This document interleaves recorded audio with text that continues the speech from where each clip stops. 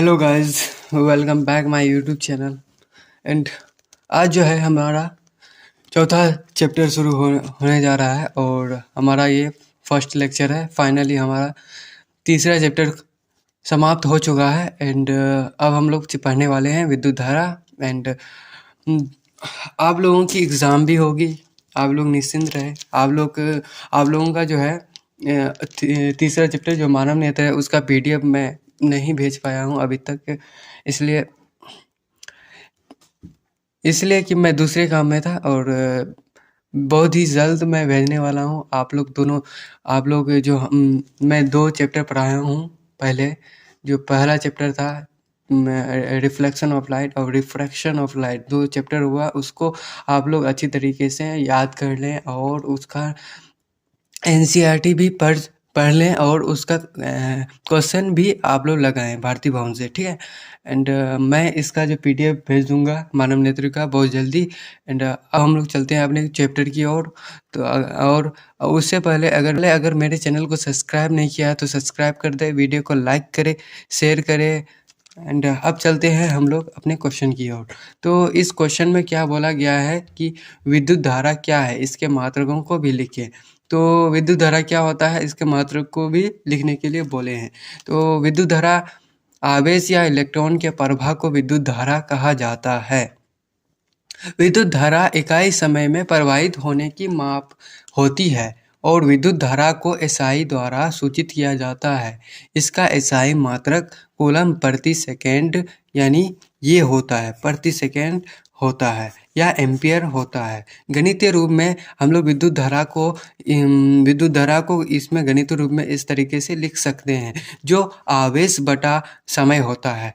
अब हम लोग विद्युत धारा को I से रिप्रेजेंट करते हैं और आवेश को Q से रिप्रेजेंट करते हैं, और जो ये है और ये है, और 80 से हम लोग समय को रिप्रेजेंट करते हैं। और जिसका मात्रक जो होगा, जो हमारा आवेश का मात्रक होगा, कूलम होगा बटा ये हमारा टाइम का सेकेंड होता है, ठीक है। आप लोगों को पता होगा, ठीक है। यूनिट। अब आवेश क्या है, आवेश के बारे में अब जानेंगे। आवेश क्या है, इसके मात्रकों को भी लिखें। आवेश किसी पदार्थ जो होता है, पदार्थ का एक आंतरिक और या मौलिक गुण है जिसके कारण कोई पदार्थ दूसरे पदार्थ पर बल लगाते हैं। आवेश को Q द्वारा सूचित किया जाता है। इसका एसआई मात्रक कूलम होता है जिसे C द्वारा सूचित किया जाता है। गणितीय रूप में आवेश बराबर क्या होता है, इलेक्ट्रॉन की संख्या इंटू आवेश, यानी एक इलेक्ट्रॉन की आवेश, यानी एक इलेक्ट्रॉन का आवेश, उसको हम लोग कहेंगे क्या, तो आवेश कहेंगे।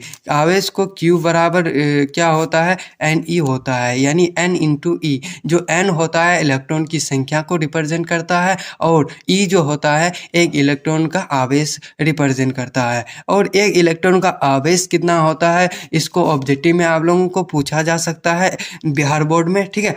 तो एक इलेक्ट्रॉन का आवेश बराबर होता है 1.6 इंटू 10⁻⁻19 कूलम, ये होता है। अब आवेश कितने प्रकार के होते हैं, तो आवेश को कितने भागों में बांटा गया है। आवेश को मुख्यतः 2 भागों में बांटा गया है। आवेश 2 प्रकार का होता है, एक ऋण आवेश होता है जी, और या दूसरा होता है हमारा धन आवेश। तो ऋण आवेश को हम लोग क्या कह सकते हैं, इसका ऋण आवेशित परमाणु भी कह सकते हैं। ऐसे परमाणु जिनमें इलेक्ट्रॉन की संख्या ज़्यादा और प्रोटॉन की संख्या कम हो, ऋण आवेश या ऋण आवेशित परमाणु कहते हैं। जैसे आप लोग ये क्लोरीन Cl को देख सकते हैं, ऑक्सीजन को देख सकते हैं, ठीक है।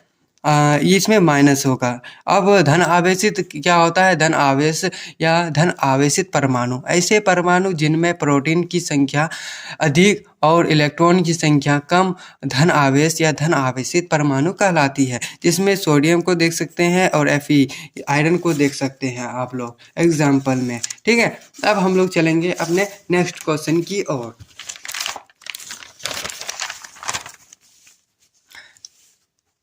अब हम लोग चलेंगे अपने नेक्स्ट क्वेश्चन की ओर। तो इस क्वेश्चन में क्या बोला गया है, परमाणु विद्युतता उदासीन क्यों होता है? तो किसी भी परमाणु में 3 मौलिक कण पाए जाते हैं। आप लोगों को पता होगा, किसी को पता होगा, किसी को नहीं पता होगा मौलिक कण किसे कहते हैं। तो इलेक्ट्रॉन, प्रोटॉन, न्यूट्रॉन को मौलिक कण कहते हैं। तो मौलिक गुण कण होता है। इलेक्ट्रॉन कण आवेशित कण है। इलेक्ट्रॉन क्या होता है? एक आवेशित कण होता है और प्रोटॉन धन आवेशित कण है और न्यूट्रॉन उदासीन कण है। किसी सामान्य परमाणु में इलेक्ट्रॉन की संख्या प्रोटॉन की संख्या के बराबर होते हैं और इलेक्ट्रॉन और प्रोटॉन बराबर तथा विपरीत आवेश पाए जाते हैं। यही कारण है कि परमाणु विद्युतता उदासीन होते हैं। यही कारण है, ठीक है। इसी के कारण परमाणु को हम लोग विद्युतता उदासीन कहते हैं। और आवेश संरक्षण का सिद्धांत क्या है?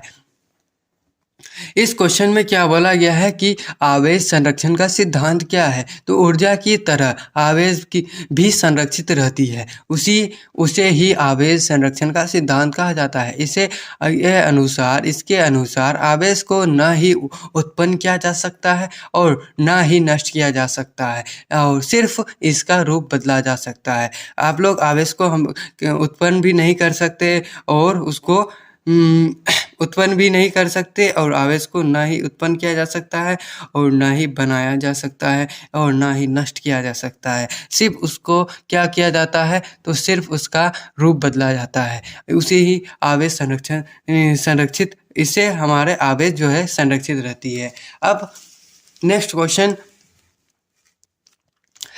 क्वेश्चन में क्या बोला गया है कि कूलम्ब का नियम क्या है? कूलम्ब ने आवेशित वस्तुओं के बीच लगने वाले आकर्षण विकर्षण बल से संबंधित एक नियम का प्रतिपादन में 1383 में किया प्रतिपादन, और जिसे कूलम्ब के नियम से भी जाना जाता है। इसके अनुसार दो आवेशों के बीच लगने वाला आकर्षण विकर्षण बल उनके परिमाणों के गुणनफल के समानुपाती तथा और बीच के वर्गों के व्युत्क्रमानुपाती होती है। इसे कूलम्ब की नियम को यानी इन्वर्स स्क्वायर लॉ या व्युत्क्रम का नियम के नाम से भी जाना जाता है। मान लें कि हम लोग Q1 और तथा Q2 एक आवेश की दो वस्तुएं एक दूसरे के यानी डिस्टेंस पे है, यानी दूरी पे है। तो कूलम्ब के नियम के अनुसार आप लोग इस तरीके से लिख सकते हैं। जो हमारा आवेश होता है, यहाँ पे एक वस्तु को रखा गया है, जो इसको यहाँ रखा गया है। इस वस्तु को Q1, इसको Q2 और इसके दोनों के बीच की दूरी को R कहते हैं। अब जो हमारा फोर्स होता है डायरेक्टली प्रोपोर्शनल होता है Q1 इंटू Q2 बटा R स्क्वायर, या F को हम लिख सकते हैं के Q1 into Q2 R square बटा R स्क्वायर, जहाँ ये क्या होता है?